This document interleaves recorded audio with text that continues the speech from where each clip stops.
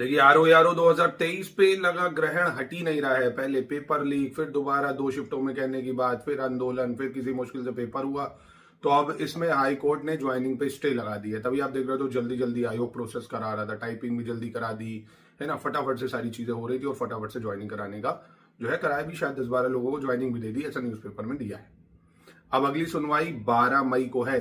तो 12 मई एक बड़ा दिन है, पता चलेगा क्या होगा।